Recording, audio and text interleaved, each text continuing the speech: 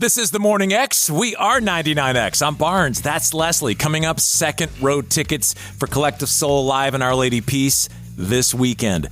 And I have a very important, this is like life or death question for the both of you and for everybody listening in about 30 seconds. Well, tonight, Planet Jill, weeknights, 7 to midnight, every night at 8 o'clock, brand new music. You can actually check out her playlist on Instagram. Hey, it's me, Jill. Brand new music from the Charlatans, UK. How about Toe the Wet Sprocket? Garbage, Lumineers? Find out tonight more and hear new music. 7 to midnight. Planet Jill. We're going to talk music. And Crash, I apologize. This is not music from the 80s. But I still think you'll have an opinion. It's not much later than the 80s. But, around here, we have very serious music conversations. And of course we do. One that came up the other day, we were talking about just GOAT albums. Oh. And the conversation ended up around these four. And so the question I want to ask you both and also anyone listening, if you had to choose, you could only keep one of these GOAT albums, which would it be and why? All right? Alice in Chains' Dirt, Pearl Jam 10, Soundgarden Superunknown, Nirvana Nevermind. You can only keep one, and why? Leslie? Whoa. Okay, first of all, this is really tough, but... It is tough. I'm going to say Superunknown. Because you have the hots for Cornell? No, I think I've said this many times, he's got the greatest voice in rock. Okay. So I'm going to go with Cornell because I just think his voice is incredible. All right, if you're listening, we would like to include you as well. 470-741-4999. I know I'm making a big assumption that someone is actually listening, so if you are, we would love to get your opinion. Crash, what about you?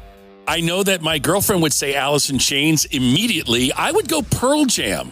I do. I'm not like a huge Pearl Jam fan. She went to the concert. I didn't. But if I had to pick one of those four, that would be it. That's interesting.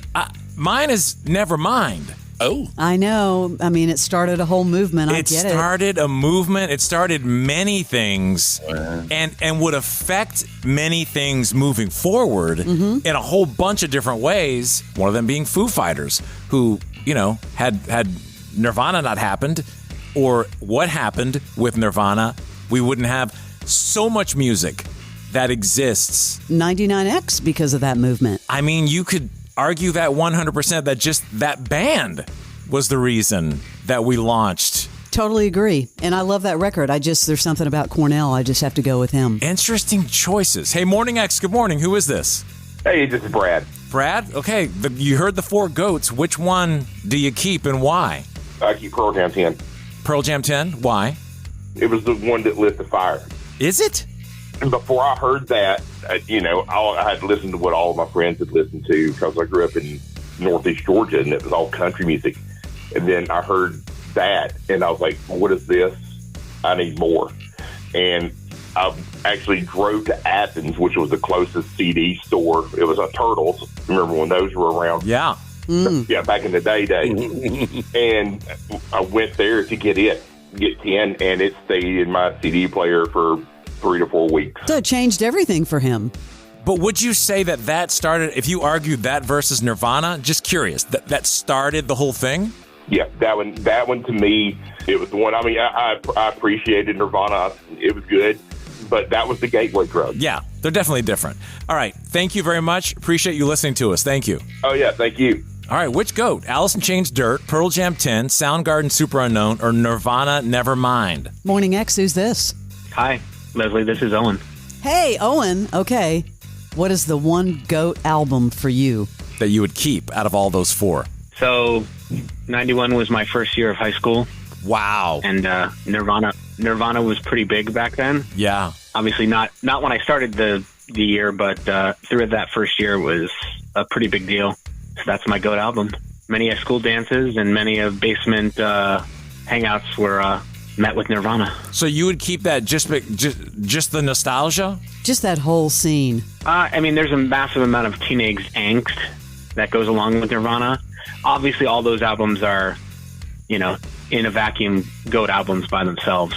But Nirvana is one that probably had the most impact to me. And so close on the timeline. You know what I mean? Yeah. They were different in certain ways, but yet they both came from the same area. Yeah, I mean, Seattle was the what do you call it, the epicenter of all that. All those albums have, massive songs on them that are pivotal to a generation. And amazing that they're still here doing it today at the level that they were doing it then, you could argue.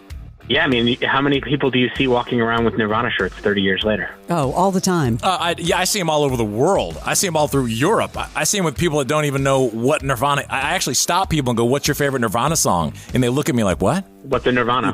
What's a Nirvana, guys? It's just a cool shirt to them. Exactly. And a lot of people have their kids wearing Nirvana T-shirts as well. Yeah. I haven't gone that far yet, but... Yeah, thank you very much. Thanks. Thank you, Owen. You remember the band that was so massive before those two were in the fight to be, in this conversation today? It was Guns N' Roses. Mm-hmm. Remember how big they were? Massive. At that point, that was on the end of, yeah. Hey, Morning X, good morning. Who is this? This is Lane. Lane, what's going to be? Which of those four do you keep and why? I want to go outside the box if I can. I need to be a rebel. Oh. That's what I need to do. Meaning what? I want to kick out Superunknown and replace it with Bad Motorfinger. He wants to replace it. Really? Why? Oh, Bad Motorfinger's that's the GOAT. I'm just going to go on and say it. That's mine. Superunknown was great, but Bad Motorfinger, just top to bottom, that's the album.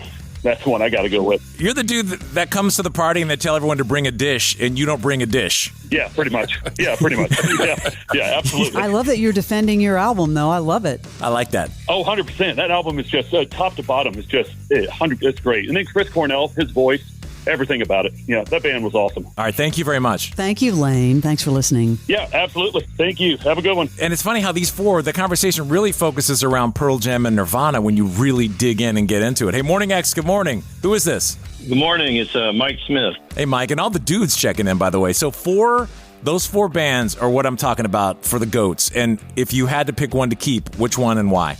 Yeah, it's Nirvana, Nevermind. That album, I remember hearing the breakout on college radio and taking the CD out with me to introduce it to people. And it just blew up. That's the one that really put grunge on the map, if you will. The other choices, I love Soundgarden, but Louder Than Love, I think, was a better album.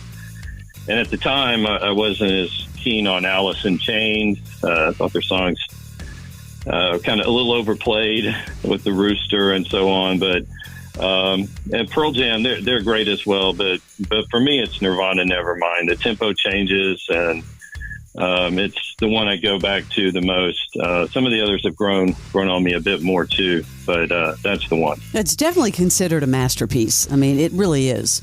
Here's a thought, and this isn't to rain on your answer at all. Yeah. But when you think of 10 and Verses back to back, and how they go launch into the stratosphere, and then you have Nirvana of Kurt. We know how that story ends. Yeah. I wonder, had Kurt stayed around, could they have kept raising the game like Pearl Jam has done and done? I mean, they've had a blip here or there, but for the most part, they've stayed consistent. Yeah. I wonder how that would have played out. That's a great question. You know what I mean? Like all these years later. Yeah. Hey, thanks, dude. Appreciate your calling. Barnes, I think Nevermind has stayed in the top 200 It's amazing. since that day, since the release. Yeah. Yeah, so here's the question. The calls are lining up, so let's get some more of these. But you have these four GOAT albums: Alice in Chains, Dirt, Pearl Jam 10, Soundgarden, Superunknown, and Nirvana, Nevermind. That came from my original discussion around here at the Radio Ranch. You can only keep one.